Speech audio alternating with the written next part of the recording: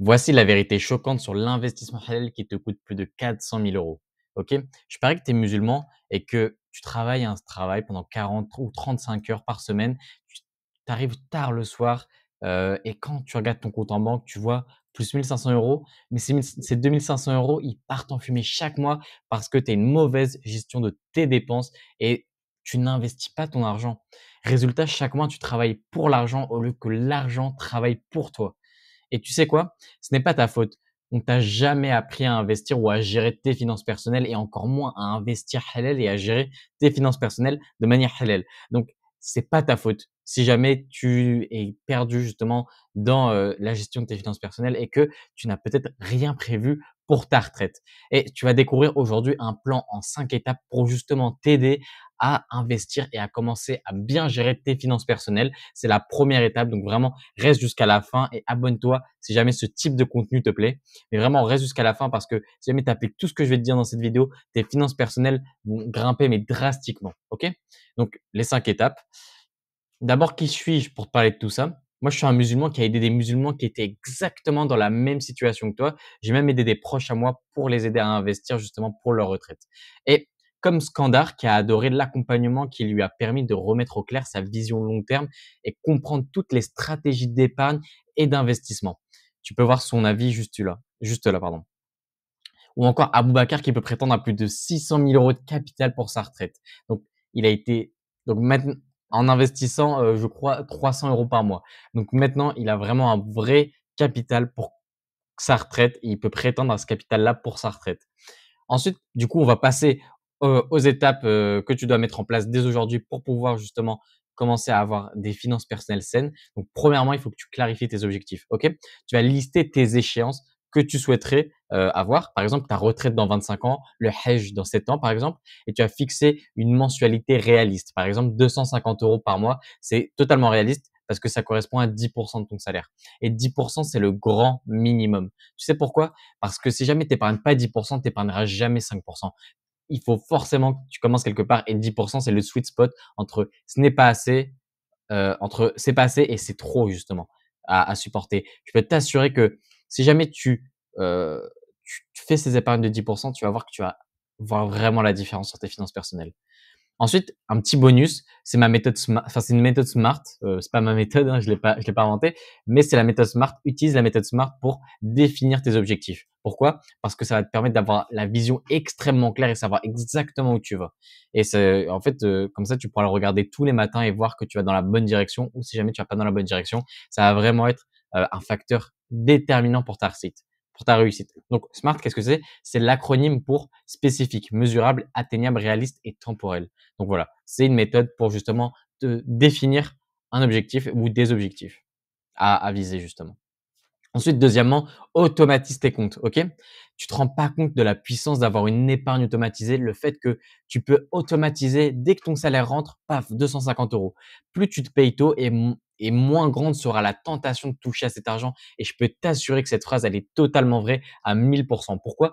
Parce que, en fait, la plupart des gens, quand ils ont de l'argent sur leur compte, en fait, ils ont leur niveau de rêve sur leur compte bancaire. Je t'ai fait une vidéo sur ça, tu peux aller la checker. Tu pourras aller la checker sur ma chaîne, elle doit être disponible. Mais voilà, en fait, la plupart des gens, ils ont 2 niveaux sur leur compte. Je te fais un petit graphique. Le niveau de rêve et le niveau de misère, en fait, où ils doivent se serrer la ceinture. Et en fait, la plupart du temps, tu peux éviter justement ces niveaux, ces paliers-là.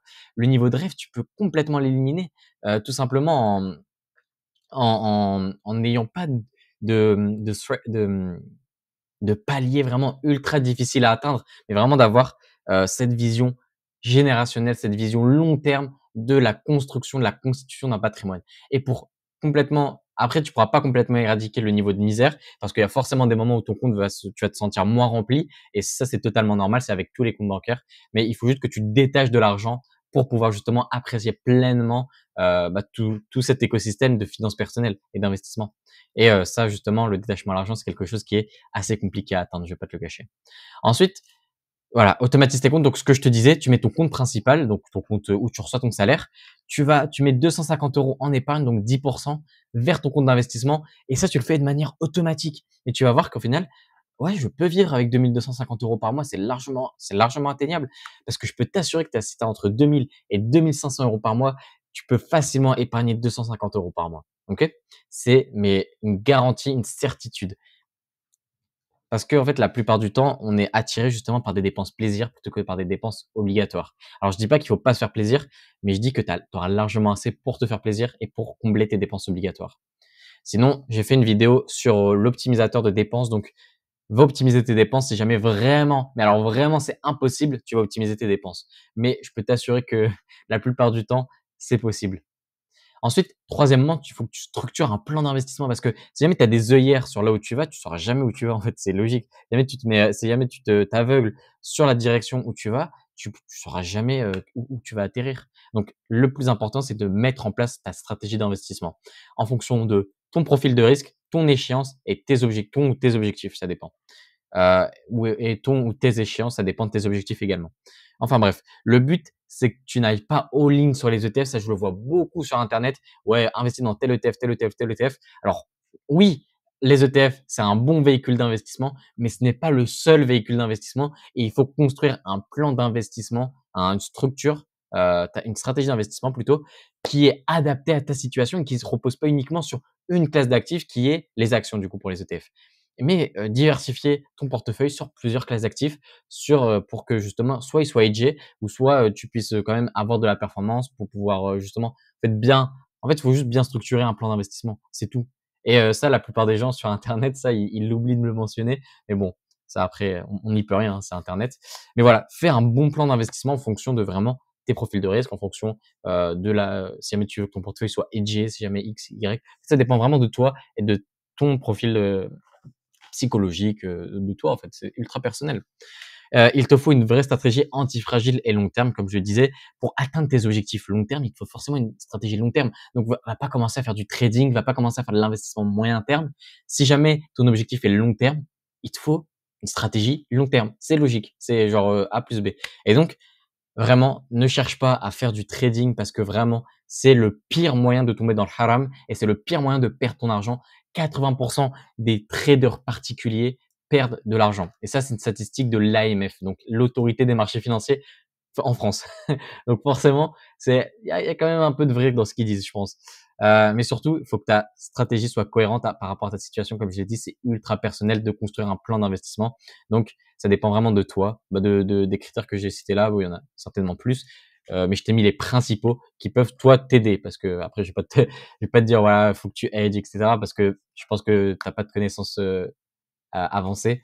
Enfin, j'espère pour toi que tu as des connaissances avancées en gestion de finances, mais si jamais tu es sur cette vidéo, malheureusement, je pense pas que ce soit le cas, sans offense. Après, c'est normal, hein, personne t'a appris. Faut bien commencer quelque part. Personnellement, j'ai commencé, il y a plusieurs années, donc forcément, j'ai eu le temps d'accumuler beaucoup de connaissances et je sais maintenant comment vraiment investir ton argent, investir son argent. Hop, ensuite, quatrièmement, il faut choisir un bon courtier. C'est vraiment essentiel de choisir un bon courtier. Pourquoi? Parce qu'il te permet, en fait, c'est justement ton intermédiaire entre toi et tes investissements. C'est celui qui va te permettre d'acheter et de vendre des produits financiers. Donc, si jamais ton intermédiaire est mauvais, bah forcément, tes investissements derrière, ils vont être mauvais. Si je te fais un petit schéma, tu peux voir ton épargne ici, épargne, on va mettre courtier ici en C et on va mettre tes investissements ici. En fait, ton épargne elle va passer à travers le courtier. Donc, si ton courtier il est mauvais, bah, tes investissements forcément ils seront mauvais. Donc, il faut forcément que ton courtier soit un bon courtier. Et je vais te montrer des critères qu'il faut absolument que tu vérifies avant de t'engager avec enfin pas t'engager, mais avant de choisir un courtier, avant d'investir avec un courtier. Donc, il faut absolument qu'il ait des frais les plus bas possibles, frais de courtage, que ce soit spread, voilà, que ce soit frais de courtage, spread, euh, il y a aussi les les frais de garde extra. Ça, les frais de garde, c'est si un courtier te met des frais de garde, alors que tu traites pas sur les marchés des dérivés, mais fuis, le plus loin possible parce que c'est vraiment un courtier pas fiable, c'est pas un bon courtier. Donc voilà, il faut absolument que les frais de courtage et le spread soient le plus bas possible. Donc si jamais, si jamais ton courtier n'a pas des frais abordables, des bons frais, bah, pars. Et qu'il te propose beau qu'il te propose pardon, il faut qu'il te propose beaucoup de produits. Parce que si jamais tu as pas de choix, d'investissement, bah, ça va être ultra compliqué de vraiment faire un bon portefeuille d'investissement et puis, en fait, de pouvoir investir. En fait, pour pouvoir investir dans pas mal de classes d'actifs, il te faut pas mal de choix d'actifs. Donc c'est vraiment essentiel d'avoir pas mal de choix et pas mal de produits financiers surtout. Et il faut qu'il soit établi depuis longtemps. Parce que si ton courtier n'a pas vu plusieurs récessions, plusieurs crashs économiques, forcément, il va être beaucoup moins bon, il va être beaucoup moins fiable beaucoup moins bon, beaucoup moins solvable qu'un autre courtier qui aura vu, toutes ces, périodes économiques et qui sera toujours là après ces périodes-là. C'est le plus important et qu'il soit possible de programmer tes investissements. Parce qu'il y a certains courtiers où tu peux pas programmer tes investissements, tu pourras pas, faire ton épargne automatique. Enfin, pas ton épargne automatique, mais pas faire ton plan d'investissement automatique, tu y penses même plus. Et ça, c'est vraiment ultra puissant quand tu investis ou quand tu débutes en investissement. Ne pas penser à ces investissements, vraiment le laisser faire en back-end, c'est vraiment ultra puissant.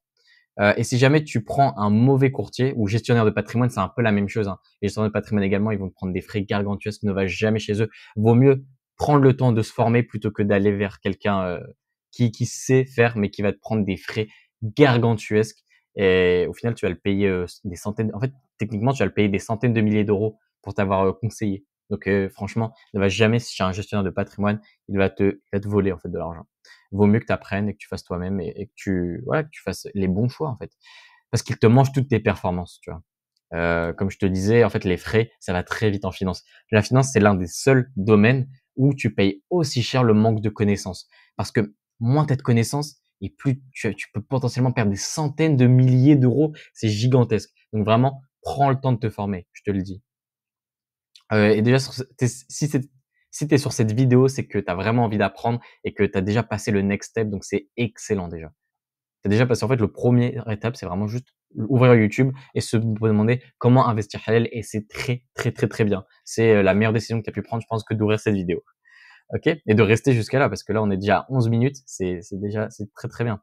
Ensuite, cinquièmement, il faut que tu investisses sans avoir à y penser. C'est-à-dire que tu fais ce que je viens de te dire ici, du DCA, des investissements programmés, ce qu'on appelle du DCA. Mais voilà, c'est des investissements programmés. En gros, tu investis, de manière, robotique tous les mois. Donc là, voilà, je te mets un graphique du cours, hypothétique d'un ETF, d'une action, enfin peu importe, sur le temps. Et ça, c'est le prix moyen d'entrée en rouge. Ce que tu vois, c'est le prix moyen d'entrée. Donc en fait, dans une tendance haussière, et vu que la bourse, c'est une tendance haussière, enfin, tous les investissements de manière générale, quand c'est pas un mauvais investissement, c'est en tendance haussière. Et donc forcément, une moyenne mobile sur plusieurs années d'une tendance haussière, ça va forcément être en dessous du prix. Et donc forcément, en fait, tu vas faire le profit ici en fait. Et là, tu vas faire, je sais pas, beaucoup de performance. Bah là, c'est ton patrimoine quoi. Là, ça va être ton patrimoine. Et du coup, tu vois qu'au début, forcément, au début, tu vas être peut-être en dessous. Au début, si tu as de la chance, si tu as acheté bas et tu vas peut-être être aussi, hop, en dessous de ta moyenne et du coup, là, tu vas pas être performant. C'est pour ça qu'on a une vision long terme et c'est vraiment à ça que ça sert. Bon, là, après, j'ai un peu abusé le trait, mais parce que généralement, c'est plus exponentiel. Là, je t'ai mis pour que ce soit quand même assez lisible. Mais voilà, en gros, il faut que voilà, si jamais tu es sur une de toute façon, si tu es sur une time frame, un horizon de temps assez long, il y a aucun souci, au niveau, des performances et du prix moyen d'entrée.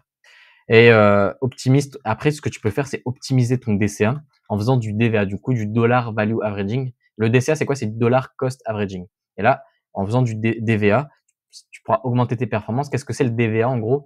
C'est investir quand c'est bas. Tu vois, par exemple, tu investis ici quand c'est bas et en fait, tu pourras profiter de la hausse, incroyable et de désallouer quand c'est haut, c'est-à-dire retirer un petit peu de ton allocation mensuelle quand c'est haut et quand c'est bas, hop, tu rajoutes et en fait, plus tu mets de poids vers le bas et plus ce prix moyen d'entrée, il va baisser mécaniquement. En fait, c'est logique. Plus tu achètes bas et plus ton prix moyen d'entrée, il va être bas lui aussi.